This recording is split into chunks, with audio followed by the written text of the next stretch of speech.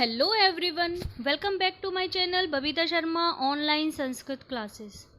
बच्चों, आज हम कक्षा 9 का पाठ 2 पढ़ेंगे, ल्हासा की ओर। इसके लेखक हैं राहुल सांस्कृतायन जी। तो पहले राहुल जी के बारे में थोड़ी सी आपको जानकारी दे देती हूँ।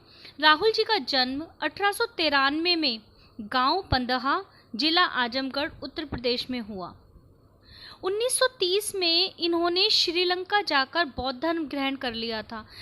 तब उनका नाम राहुल सांस्कृतायन हो गया।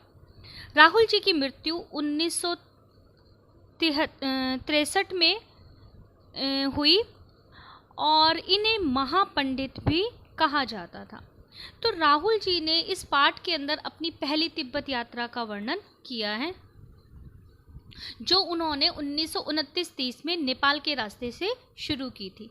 क्योंकि उस समय भारतीयों को तिब्बत जाने की अनुमति नहीं थी, इसलिए उन्होंने यह यात्रा एक भिखमंगे के छद्म वेश में की थी। छद्म वेश मतलब अपने वास्तविक रूप को छुपाकर उन्होंने एक भिखमंगे यानी साधु सन्यासी का रूप धारण किया था। राहुल जी ने यह यात्रा तब आरंभ की जब फरी कलिंगपोंग का रास्ता नहीं बना था। तो नेपाल से तिब्बत जाने का एक ही रास्ता था। इस रास्ते पर नेपाल के लोगों के साथ साथ भारत के लोग भी जाते थे। यह रास्ता व्यापारिक और सैनिक रास्ता भी था, इसीलिए इसे लेखक ने मुख्य रास्ता भी बताया है। तिब्बत में जब पहुंचे राहुल जी, तो उन्होंने देखा कि वहाँ का जो सामाजिक परिवेश था भारत से बिल्कुल अलग था। वहाँ पर जाति पाति, छुआछूत आदि का कोई भेदभाव नहीं था। वहाँ की औरतें पर्दा प्रथा नहीं थी। वहाँ की औरतें पर्दा नहीं करती थी। तो इस तरह जब उन्होंने वहाँ देखा कि वहाँ का सामाजिक परिवेश बिल्कुल भारत से अलग है, तो उन्हें बड़ा आश्चर्य हुआ। उसके बाद उन्होंने देखा कि वहाँ पर कोई भी अपरिचित व्यक्ति किसी के भी घर में जा सकता है और अपने झोले में से चाय और मक्खन निकाल कर दे सकता है और अपने लिए चाय भी बनवा सकता है। केवल निम्न श्रेणी के भिखमंगों को लोग चोरी के डर से घर में नहीं आने देते थे, अन्यथा बिल्कुल अपरिचित होने पर भी आप घर में जा सकते हो। अब लेखक ने अपनी यह यात्रा सुमति के साथ की। सुमति कौन थे? सुमति एक मंगोल भिक्षुक थे। इनका वास्तविक नाम था लॉबजर्ड शेख। अब लॉबजर्ड शेख का अर्थ होता है सुमति प्रज्ञ। लेखक ने अपनी सुविधा के लिए यहाँ पर इस पाठ में सुमति शब्द का ही प्रयोग किया है, ताकि पाठक को पढ़ने में परेशानी ना हो और लेखक को भी बार बार अपनी बात समझाने के लिए ज़्यादा मेहनत ना करनी पड़े।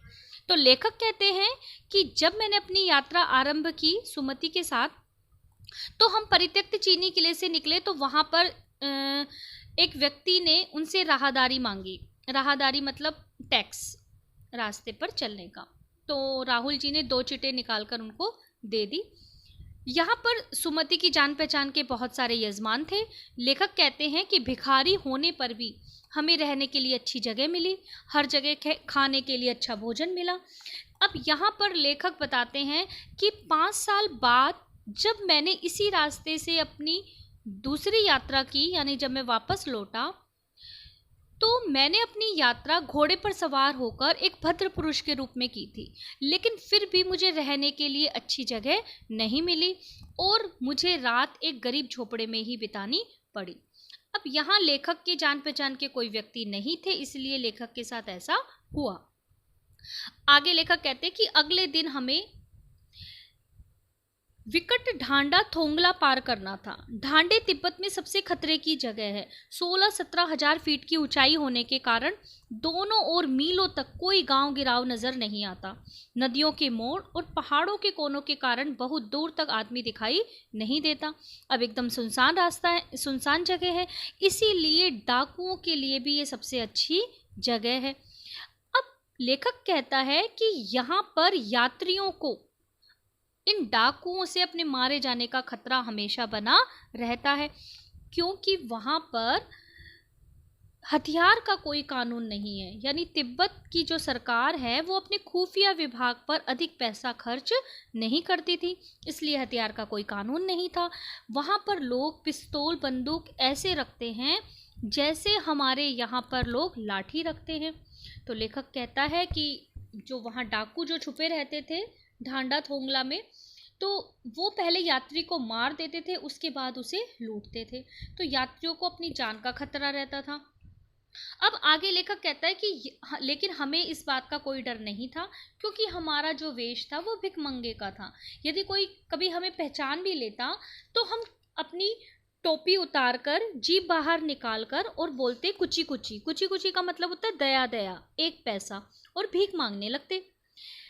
अब लेखक कहते हैं कि दूसरे दिन हम घोड़े पर सवार होकर ढांडे के पहले एक जगह हमने चाय पी और हमने अपनी यात्रा शुरू की।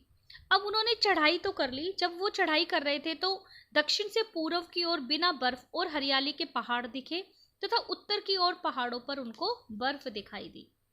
लेखक कहते हैं चढ़ तो गए हम, लेकिन उतरते वक्त मेरा जो घोड़ा था वो बहुत धीरे धीरे चल रहा था, क्योंकि बहुत आलसी था घोड़ा। और लेखक अपने साथियों से पिछड़ गए। एक जगह पर 2 रास्ते फूट रहे थे। लेखक बाएं का रास्ता लेकर मील 2 मील आगे चले गए। आगे एक घर में पूछने पर उनको पता लगा कि लंगकोर का रास्ता तो दाहिने वाला था। फिर लौटकर उन्होंने उसी रास्ते को पकड़ा। अब तब तक बहुत देर हो चुकी थी और उनके जो मित्र थे सुमति बड़े नाराज हो गए थे। अब एक तो वो मंगोल भिक्षुक थे, मंगोलों का मुंह वैसे ही लाल होता है, और दूसरा उनको गुस्सा आ रहा था। गुस्से में वो और भी अधिक लाल हो रहे थे।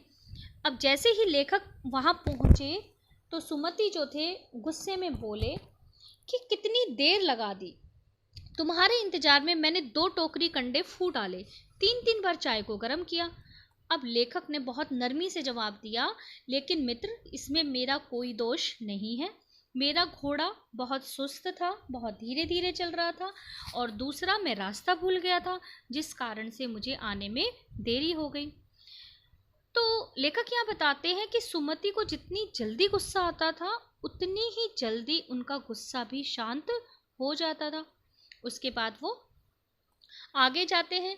अब वो कहते हैं कि वे अब तिंगरी के मैदान में थे। तिंगरी क्या है? जो पहाड़ों से घिरा हुआ एक टापू था। सामने एक छोटी सी पहाड़ी दिखाई पड़ती थी जिसका नाम था तिंगरी समाधि गिरी। आसपास के गांव में सुमति के बहुत परिचित थे। वे उनसे जाकर मिलना चाहते थे। अब यहाँ पर लेखक उनको मना कर देते हैं, क्योंकि लेखक को लगता है कि यदि सुमति चले गए तो फिर 1-2 हफ्ते लगा देंगे, लेकिन लेखक को ल्हासा पहुंचने की बहुत जल्दी थी। इसलिए लेखक ने यहाँ उन्हें थोड़ा सा लालच दिया और लेखक ने कहा कि मैं तुम्हें ल्हासा पहुंचकर कुछ पैसे दूंगा। सुमति मान गए। अब उन्होंने आगे बढ़ना आरंभ किया। उन्होंने अपनी यात्रा सुबह शुरू नहीं की, बल्कि कड़ी धूप में शुरू की, यानी दोपहर हो गई, उन्हें सुबह शुरू करनी चाहिए थी। अब वहाँ की धूप के बारे में लेखक बताते हैं कि वहाँ की धूप बड़ी विचित्र थी। धूप में जब वो चढ़ रहे थे तो धूप के कारण उनका चेहरा एकदम जला जा रहा था, लेकिन पीठ ठंड के कारण जमी जा रही थी, यानी पीछे की तरफ ठंड थी और आगे एकदम बहुत धूप थी। लेखक कहते हैं कि हमने अपना सामान लादा कमर पर और हाथ में डंडा लिया और चल दिए।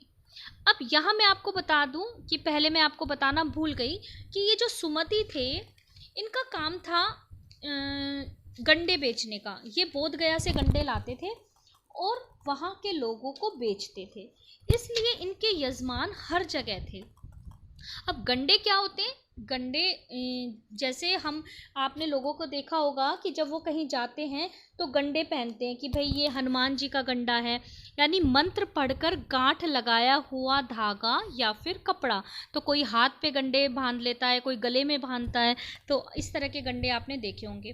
तो ये जो सुमति थे ये गया से गंडे लाते थे और वहाँ के लोगों को बेचने का कार्य करते थे। तो अब लेखक कहता है कि हम जब आगे गए तो तिब्बत की जो जमीन थी छोटे छोटे जागीरदारों के हाथों में बटी हुई थी। इन जागीरों का बड़ा हिस्सा मठों के हाथ में था। अपनी अपनी जागीर में हर जागीरदार कुछ खेती खुद भी करता था। इसके लिए मजदूर उन्हें बेकार में मिल जाते थे। लेखक मुख्य भिक्षुक नमसे से मिले। वे एक भद्र पुरुष थे। वहां एक मंदिर था जिसमें बुद्ध वचन की हस्तलिखित 103 पोथियां रखी थी, जिसे लेखक पढ़ने में लग गए। अब इसी दौरान सुमति ने अपने आसपास के यजमानों से मिलने की अनुमति मांगी। अब यहाँ पर लेखक ने उन्हें अनुमति दे दी। तो ये प्रश्न आपका आएगा अभ्यास में कि पहली बार लेखक ने मना क्यों किया और दूसरी बार उन्होंने जाने की अनुमति क्यों दी। तो उसका रीज़न था कि अब यहाँ पर लेखक इन किताबों को पढ़ने में लीन हो गए, किताबों में घुस गए वो, इसलिए उन्होंने उसे जाने की अनुमति दे दी।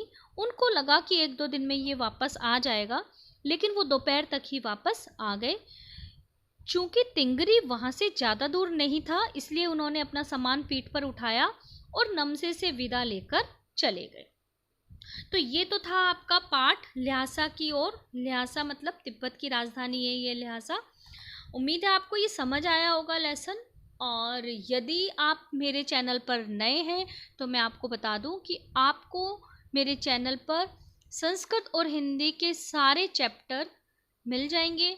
दूसरा, आपको ग्रामर, हिंदी ग्रामर और संस्कृत ग्रामर के सारे टॉपिक भी मिल जाएंगे। तो अगर आपने अभी तक मेरे चैनल को सब्सक्राइब नहीं किया है तो प्लीज़ पहले आप मेरे चैनल को सब्सक्राइब करें और अपने फ्रेंड्स के साथ इस वीडियो को शेयर करें। धन्यवाद।